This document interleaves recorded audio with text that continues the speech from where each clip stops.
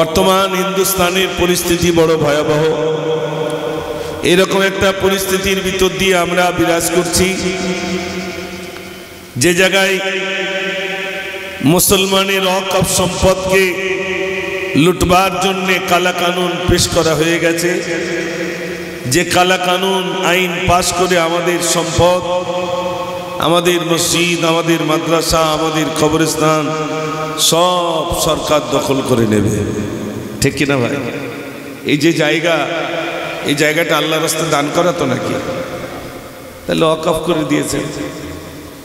এই ওয়াকফ আইনের ভিতরে যে সমস্ত মসজিদ, যে সমস্ত মাদ্রাসা, যে সমস্ত ঈদগাহ, যে সমস্ত কবরস্থান আমরা আল্লাহর রাস্তায় দান করে দিয়েছি, এই জায়গাগুলো সরকার কবজা করার চেষ্টা করেছে। কারণ কি? কারণ প্রথমত এনআরসি করে মুসলমানকে জব্দ করা যায় না, সিএএ বিল পাস করে মুসলমানকে জব্দ করা যায়নি। তো মুসলমানকে জব্দ করা যায়নি। তারপরে তারা সিএ বিল পাস করলো, মুসলমানকে জব্দ করা যায়নি। এবার বিল পাস করলো ওয়াকফ বিল।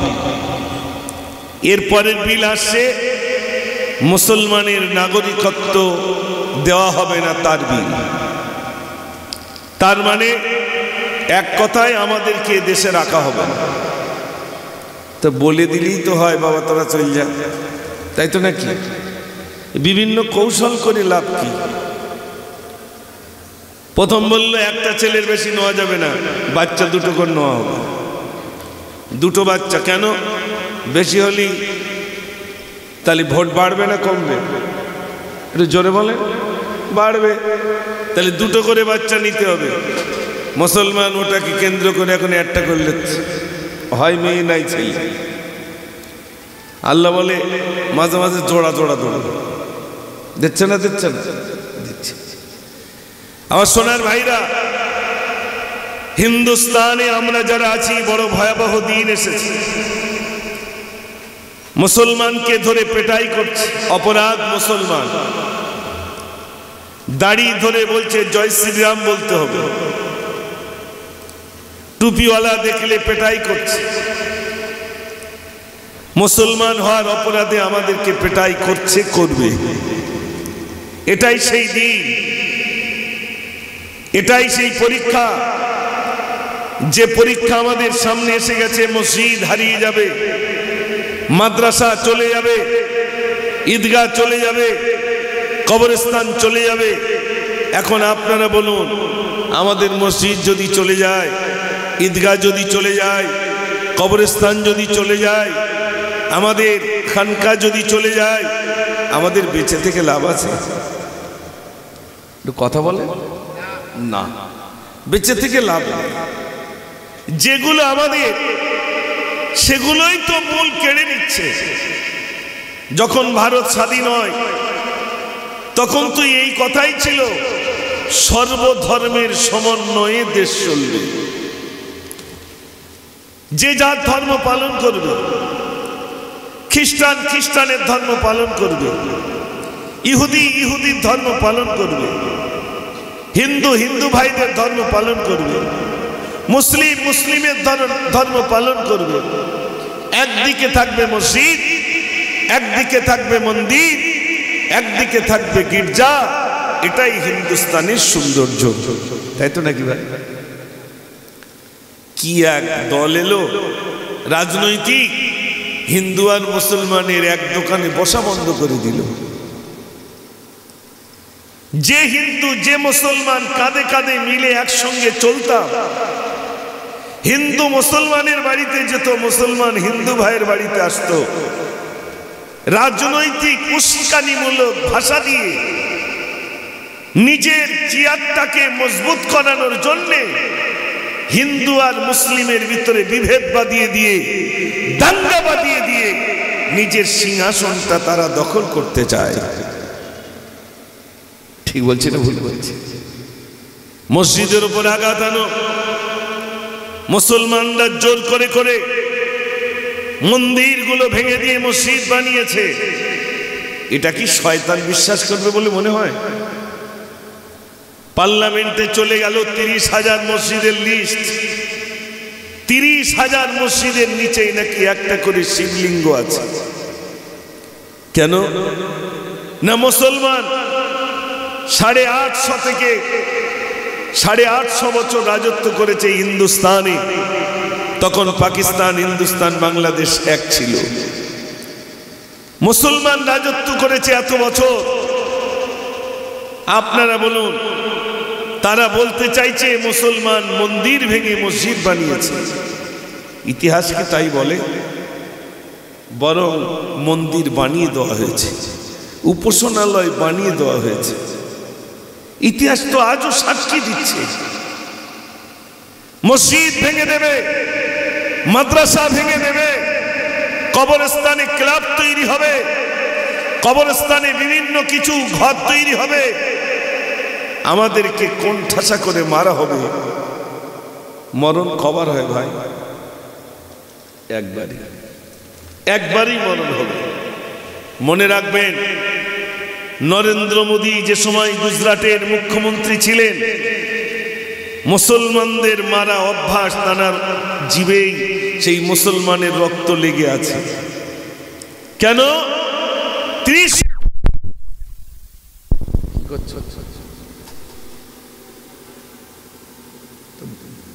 হঠাৎ করে চেঞ্জ করে দিলে তোমার তো সব যাবে না।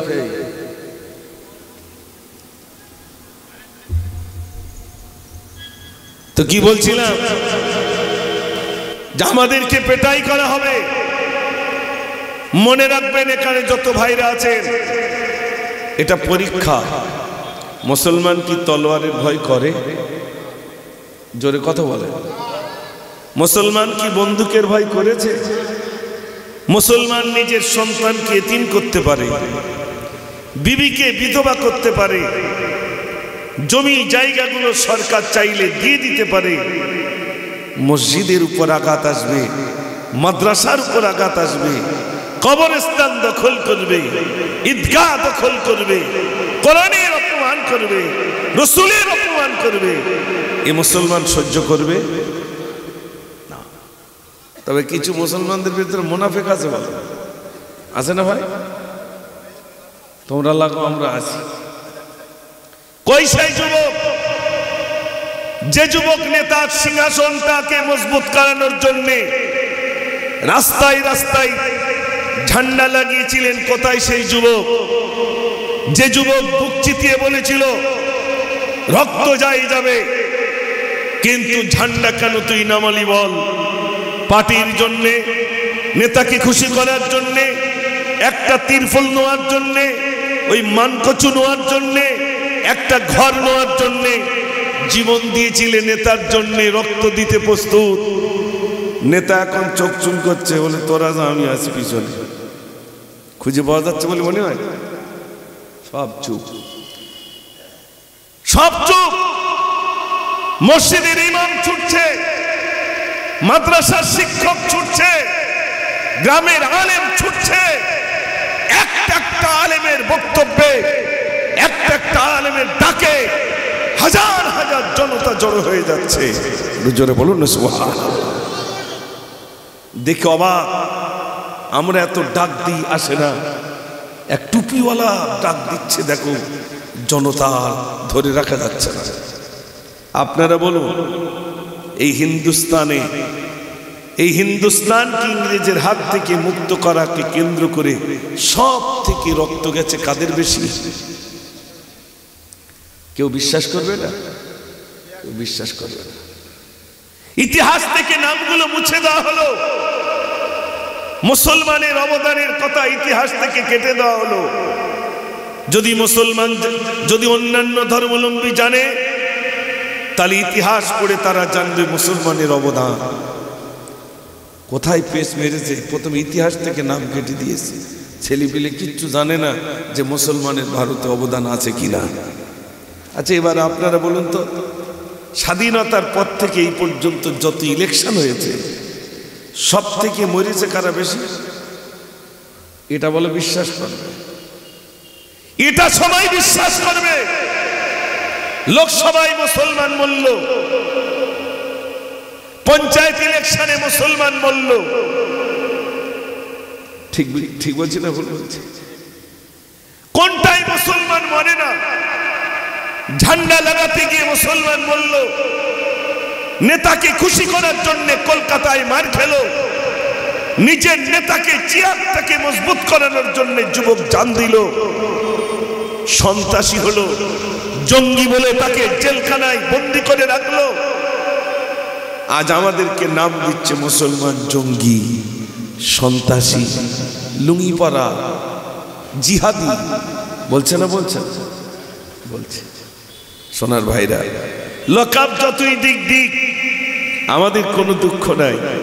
জঙ্গি মুসলমান হতে পারে না, জঙ্গি হিন্দু হতে পারে না, জঙ্গি ইহুদি হতে পারে না, জঙ্গি নাসারা হতে পারে না। যারা জঙ্গি হয়, যারা সন্ত্রাসী হয়, তাদের কোনো ধর্মই নাই। ঠিক কিনা ভাই? তাদের কোনো ধর্ম আছে? যারা জঙ্গি হয়, যারা সন্ত্রাসী হয়, তাদের কোনো ধর্মই নাই। কোন ধর্মাবলম্বী মানুষ জঙ্গি হতে পারে না, কোন ধর্মাবলম্বী মানুষ সন্ত্রাসী হতে পারে না। আজ আমাদেরকে এইরকম ভাবে বলে মুসলমানকে কোণঠাসা করার চক্রান্ত করছে। ও সোনার ভাইরা আমার, এজন্য আপনাদের কাছে বলবো, মসজিদ বাঁচানোর জন্য আগামী দিনে আমাদের শুধু এখানে বসে শুনলে হবে না, ময়দানে যাওয়া লাগবে, মসজিদকে বাঁচাতে হবে। যতদিন বেঁচে থাকবে ইমারত তৈরি করেছি, আমাদের মসজিদকে বাঁচানো লাগবে। মসজিদ তৈরি করেছেন মাটির তলে, ইট গেছে না? গেছে না ভাই? সবাই বলে যেন 2 তলা 3 তলা হয়, সেইরাম ভিত কর। ওই ইটগুলো কোথায় গেছে? সব মাটির তলে। তবেই কিন্তু ইমারতটা দাঁড়িয়ে আছে। ভাইরা মনে রাখবেন, আমাদের জীবন দেওয়া লাগবে। জীবন দিয়েছেন বলে ইসলাম আজ রয়েছে। সাহাবায়ে কেরাম আজমাইন ইসলামের জন্য জীবন দিয়েছে।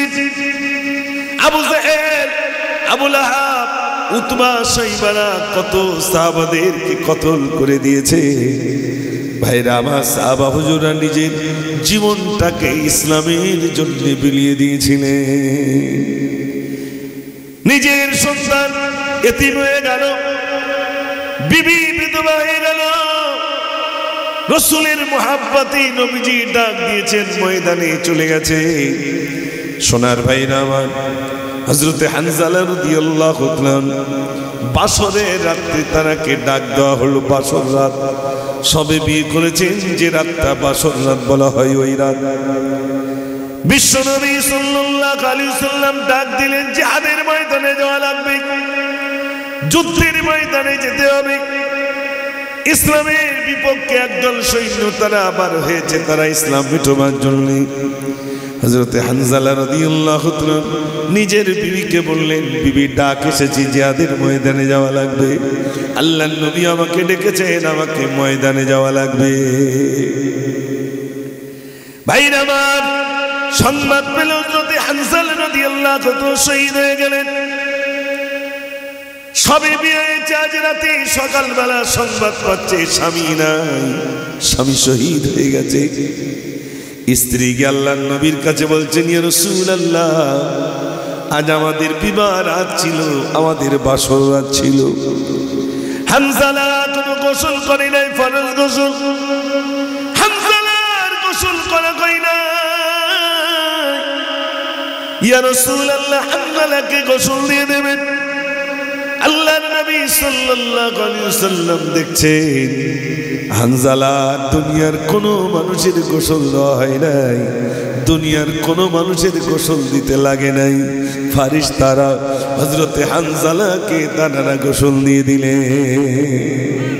একটু জোরে বলুন না সুবহানাল্লাহ। ও সোনার মেয়েরা, এখানে অনেক হাজী সাহেব থাকলে থাকবেন।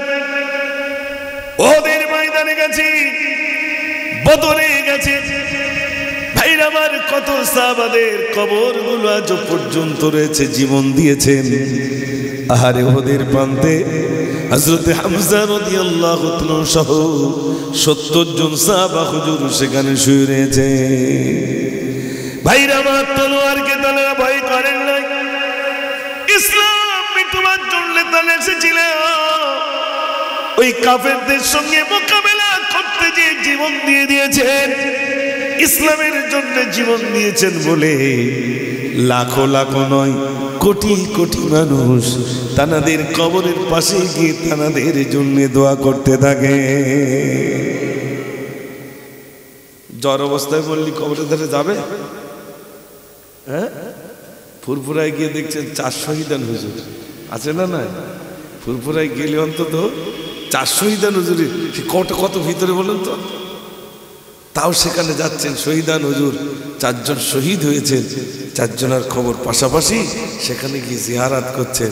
যারা শহীদ হয় তাদের মৃত্যুটা কেমন কষ্ট, একটা পিঁপড়া কাটলে যেমন কষ্ট তার থেকে কম কষ্ট। জোরে বলুন না সুবহানাল্লাহ। ভাইরা আমার, আগামী দিনে মসজিদকে বাঁচাতে হবে। ডাক এসেছে, ময়দানে যাওয়া লাগবে।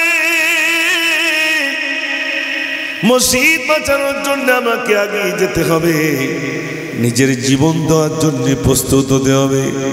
ভাইরা আমার, অর্থ দিতে হবে, সবগুলো দিয়ে দিতে হবে। ফিলিস্তিনের দিকে তাকান, ফিলিস্তিনের মুসলমানদেরকে কচুকাটা করা হচ্ছে, এমন এমন ক্ষেপণাস্ত্র মারা হচ্ছে, ছোট্ট ছোট্ট বাচ্চাদের মাথার খুলি পর্যন্ত উড়ে যাচ্ছে। আহারে, ছোট্ট বাচ্চাগুলো দেখলে অবাক হয়ে যাবে, মাসুম বাচ্চা, মাথার খুলি নাই, কিছু নাই, এমন ক্ষেপণাস্ত্র মারছে। বিরাট বিরাট বালাখানাগুলো মাটির সাথে মিশিয়ে দিচ্ছে। তারা চাচ্ছে মুসলমানকে দুনিয়া থেকে মিটিয়ে দেব। ও সোনার ভাইরা, এই মুসলমানকে দুনিয়া থেকে মেটানো যায়নি, যাবে না, যাবে না, যাবে না। একটা টিউকে যদি পানিতে ডুবানোর চেষ্টা করেন, এই টিউ কোনোদিন পানিতে ডুববে না। যত চেষ্টা করবেন টিউ তত উঁচু হয়ে যায়। যাবে না, যাবে না। মুসলমানকে মেরে শেষ করবে, টিউয়ের মতো চোয়ানোর চেষ্টা করবে তো ফের ঠেলে উঠবে। উঠবে না, উঠবে না। ভাইরা আমার, আবু জেহেল ব্যর্থ হয়েছে, উতবা সাইবা ব্যর্থ হয়েছে। ও সোনার ভাইরা, ফিরাউন ব্যর্থ হয়েছে, নমরুদ ব্যর্থ হয়েছে, আবু লাহাব ব্যর্থ হয়েছে, সাদ্দাত ব্যর্থ হয়েছে। বড় বড় রাজা মহারাজা নিজেকে খোদাই দাবি করেছিল, তারা পর্যন্ত ব্যর্থ হয়েছে। মুসা নবীকে ফিরাউন ঘিরে ফেলল, মুসা নবীকে ঘিরে ফেলল। যেই না ঘিরে ফেলল, আল্লাহ রাব্বুল আলামিনের কাছে মুসা নবী বললেন, আল্লাহ, এবার তো ফিরাউনের দলবল আমাকে ঘিরে ফেললো, কোনো রাস্তা তো আমি পাই নাই। আল্লাহ রাব্বুল আলামিন বলেন, মুসা, তোমার এতটা কি?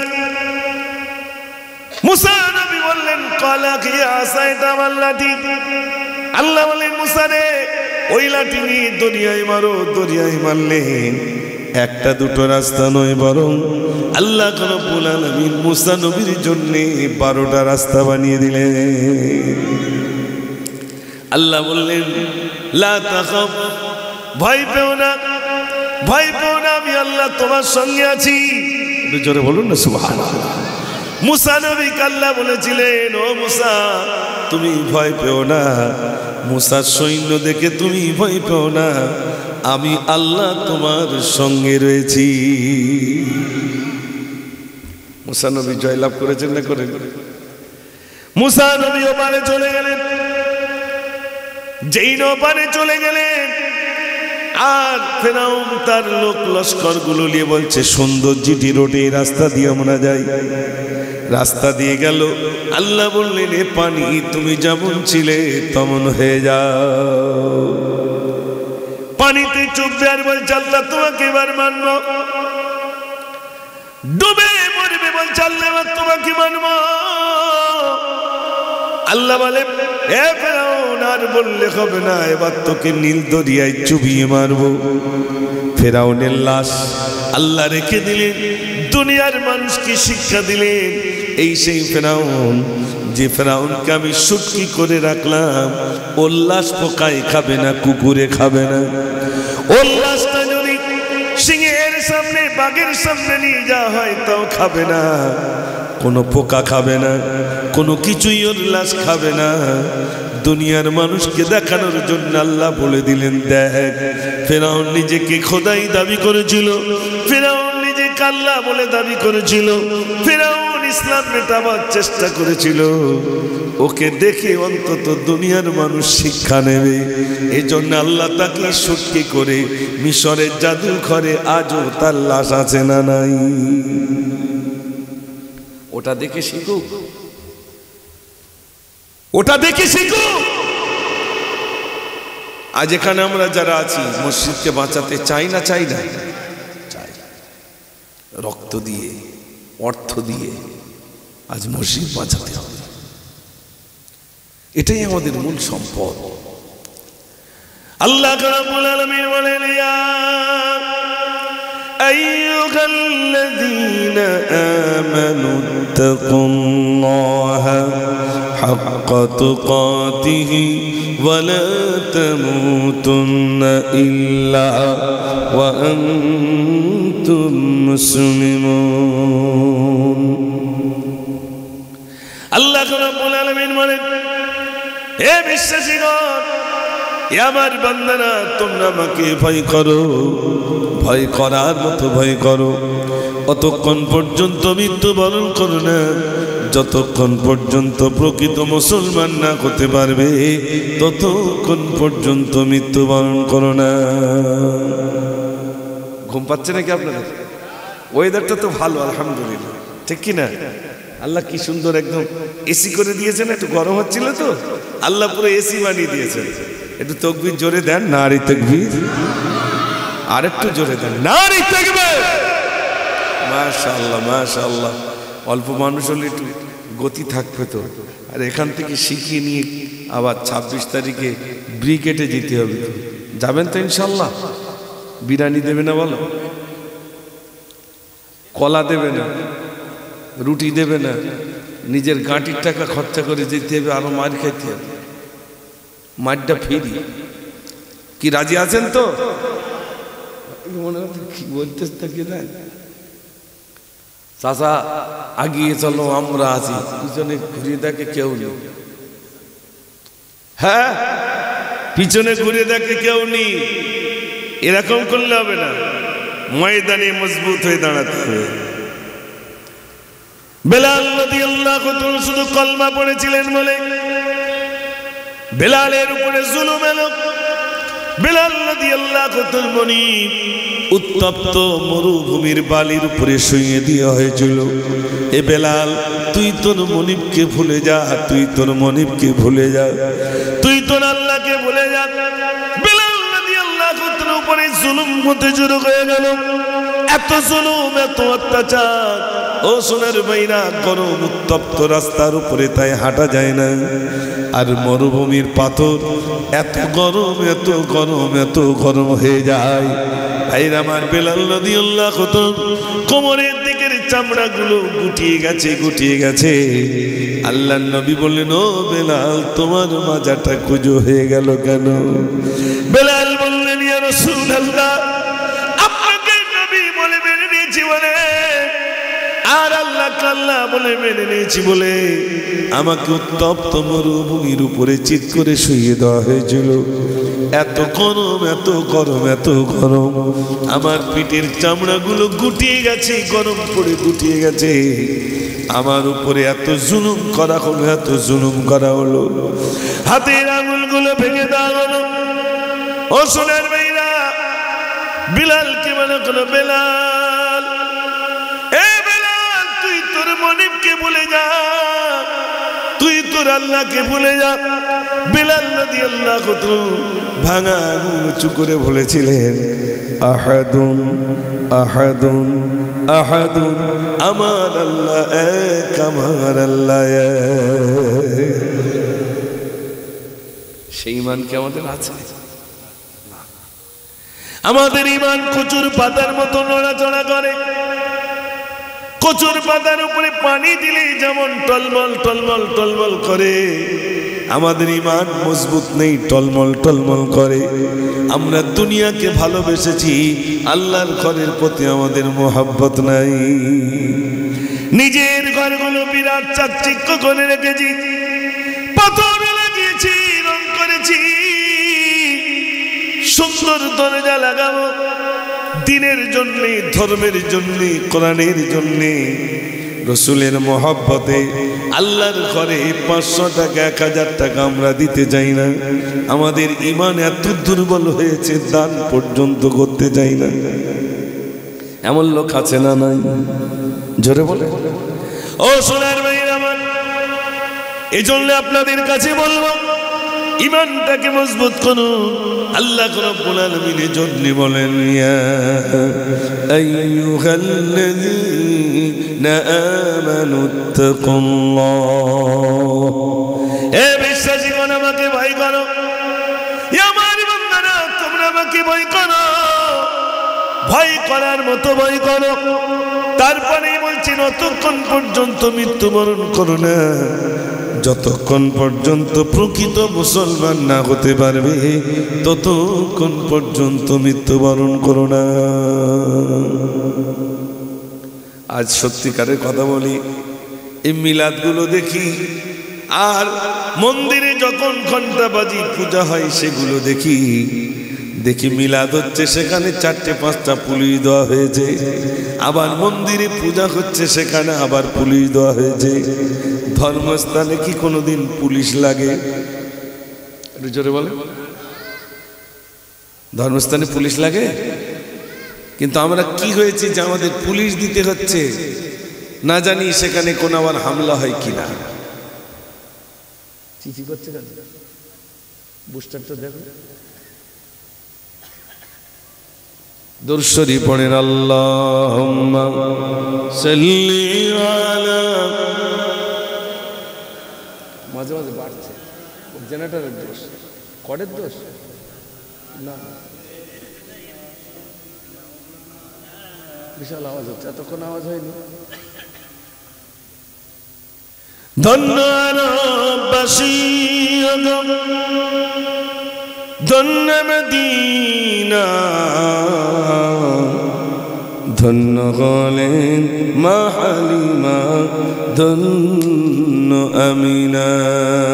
আল্লাহুম্মা সাল্লি আলা সাইয়্যিদিনা মাওলানা মুহাম্মদ ওয়া আলা আলিহি। এটা আরো বেশি চিচি করছে, এইটাই দাও। কোনটা আউটপুট? কোনটা?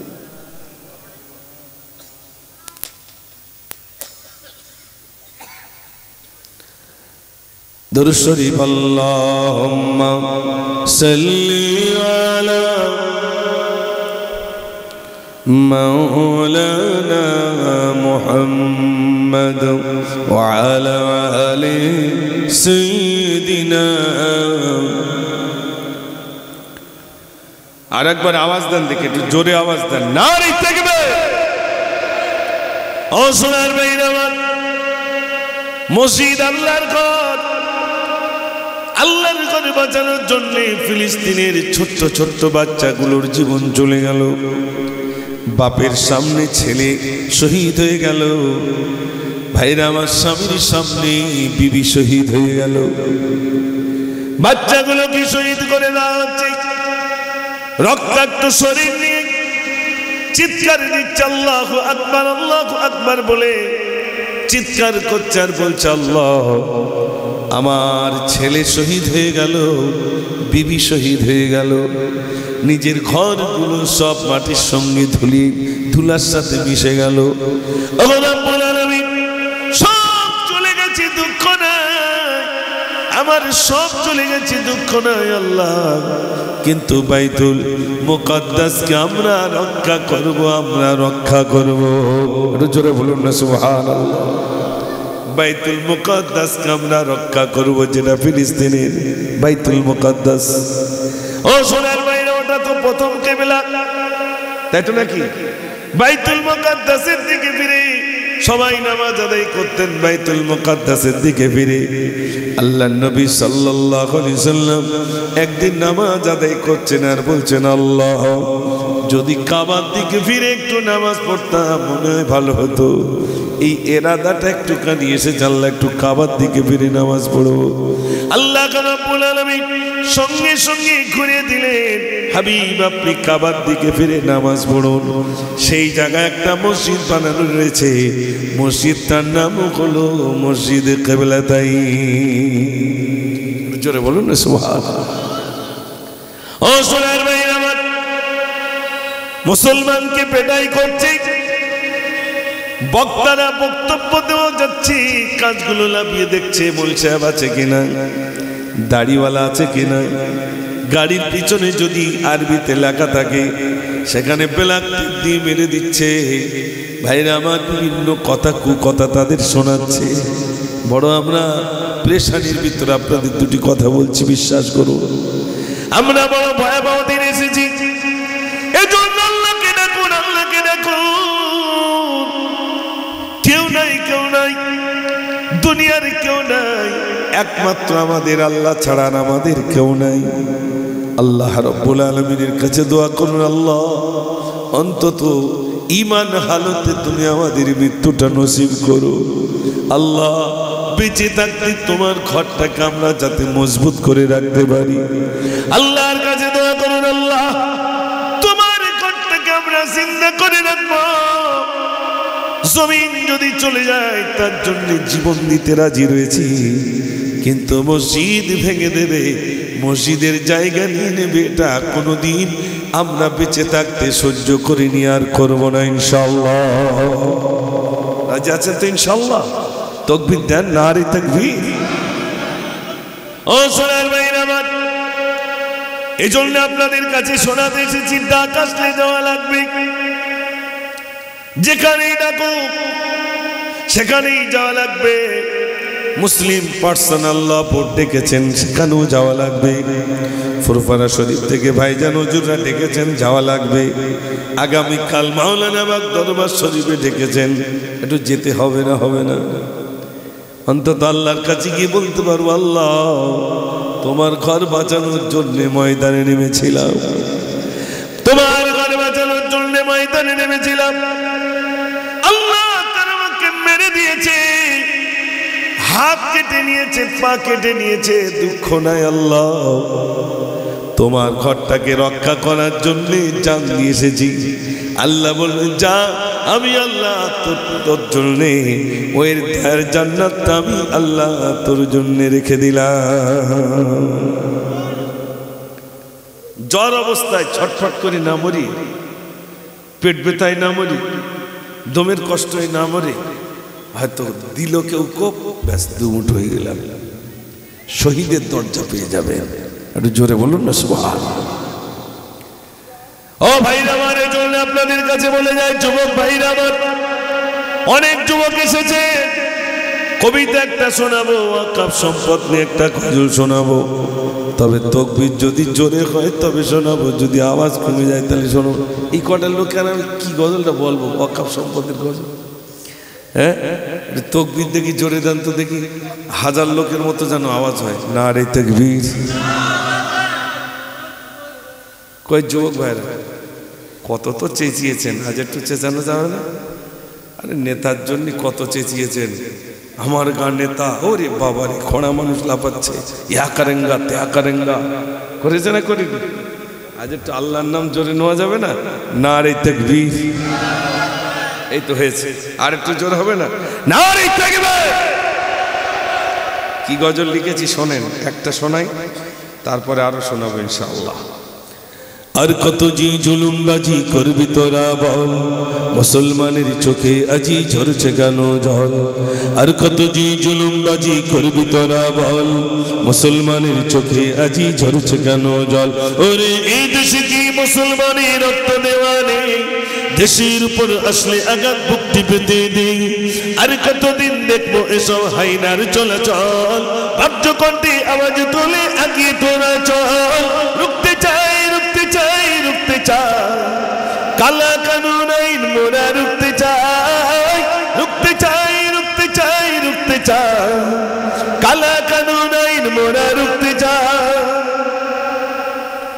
বাংলা নয়, গুজরাট নয়, অস্থির গোটা দেশ। পার্লামেন্টে বসি তোমরা নাটক করছো বেশ। মাদ্রাসার মসজিদ গুলো করতে চাইছো শেষ। ওয়াকফ সম্পদ লুটবার এক ফন্দি করছো বেশ। ইংরেজদের বর্বরতা হার মানিয়েছে আজ। মুসলিম তুমি ঘুমিয়ে কেন গর্জে ওঠো আজ। ওই চাওলা হয়ে দেশ চালালে এমনটি তো হয়। সাম্প্রদায়িক দাঙ্গাবাদী রাজ করতে চায়, রুখতে চাই, রুখতে চাই, রুখতে চাই। কালা কানুন আইন মোরা রুখতে চাই। রুখতে চান তো নাকি? তাহলে আওয়াজ জোরে দেন, নারে তাকবীর, নারে তাকবীর। তারপর শোনেন কি লিখলাম। ওয়াদা ছিল সর্বধর্মের মিলনে চলবে দেশ। হিন্দুস্তানের সংবিধান আজ করতে চাইছে শেষ। ওয়াদা ছিল সর্বধর্মের মিলনে চলবে দেশ। হিন্দুস্তানের সংবিধান আজ করতে চাইছে শেষ। অবিলম্বে ওয়াকফ বিল বাতিল করতে হবে, নইলে ঘুমন্ত বাঘ জেগে উঠে ময়দানেতে যাবে। তাই তো নাকি? সব ঘুমাচ্ছিল না, একটু খোঁচা দিয়েছে, এই ধরো।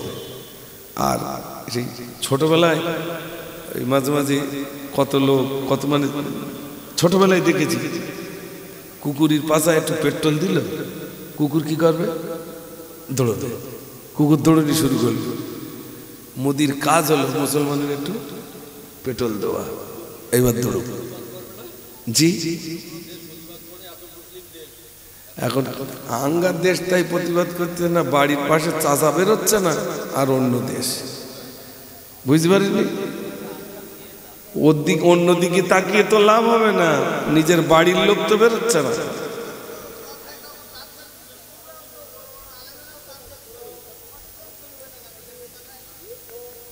আমরা যাচ্ছি কিনা দেখেছেন?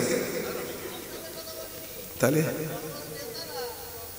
সে কথা তো বলি যতক্ষণ, আর এখানে ডবল করে বলে লাভ। তাকবীর জোরে দেন, নারে তাকবীর। বড় বড় নেতা কোন পর্যন্ত? বাবু রাস্তা পর্যন্ত। আমার গা দৌড় বাবু রাস্তা, আর বাবু রাস্তার পর তো দিল্লি কারা। চাচা বেশি দূর যেতে পারবে না, খুব জোর বাবু রাস্তা, বুঝতে পারেননি? আমাদের বাবু রাস্তা পর্যন্ত দৌড়, তাতে এইলা পাচ্ছি, ওরে বাবারে। আর বাবু রাস্তাতে দিল্লি পর্যন্ত যাদের চেন রয়েছে, খবরটা একটু ভালো করে দেখে। এই বাবু রাস্তাটা পর্যন্ত জাতিকে তাই এতটা মরতেছে, আর ওই বাবু রাস্তাতে দিল্লি পর্যন্ত যাদের তুলে দিছি সব তো আমরা জান দিছি নাকি? এটা হ্যাঁ না বলেন না? অমুখী একদম ঝান্ডা খো লাগে, ওরে বাবা বিরাট লাফালাফিয়েছে, এই কর সেই কর। এখন মাছ চলছে, দুদিন পরে বসিরহাটে দেখে দেখে মারবে। জিজ্ঞেস করবে তোর নাম কি? তখন বলবে আল্লাহর কিরে, আমার নাম হরি। প্রথমটা কি বলবে? আল্লাহর কিরে খেলে, তারপরটা কি বলবে? হরি। ও বুঝতে পারো, শালা তুমি আল্লাহর কিরে খেয়েছো, তার মানে তুমি লুঙ্গি খুলে চেক করবে, পেটাই করবে। আমার কথাটা লিখে রাখে, কথাটা লিখে রাখে। লুঙ্গি খুলে গুজরাটে যেরকম চেক করেছিল, চেক করে করে মেরেছে, ওই রকম চেক করে করে মারবে। আর সেই দিন খুব নিকটে, ভয়াবহ। এজন্য আমি বলবো আল্লাহর কাছে হাত তুলে কাঁদো, চোখের পানি ফেল। আল্লাহ ছাড়া আমাদের কেউ আছে ভাই? কেউ নাই, কেউ নাই। আমার হিন্দু ভাইরা আমাদের সাথ দিয়েছে, হিন্দু ভাইরা, প্রকৃত হিন্দু ভাইরা সাথ দিয়েছেন, এটা মেনে নেওয়া যায় না। ঈসাইরা সাথ দিয়েছে, খ্রিস্টানেরা সাথ দিয়েছে, বিভিন্ন সম্প্রদায়ের মানুষ তারা আমাদের সঙ্গে সাথ দিয়েছে। এটা সম্ভব নয়। তাদের উপাসনালয়, তাদের কবরস্থান, এটা কখনো কেড়ে নেওয়া যায় না। এটা তাদের সম্পদ। জোর করে আমল নামা করল। আমার 7টা ছেলে বলি, তাই ছোটবেলায় ঝামেলা হতো না, জানিস সাতটা ছেলের সাতটা লাঠি, আর ওগা দুটো লাঠি, জোর কাদের বেশি? সাতটা ছেলে আমার বাপের বিরাট গরম। আমার বড় ছেলেটা বলো বিশাল বড় খানকার মস্তান, জানো না খোকা? মেজে ছেলেটা অমুক।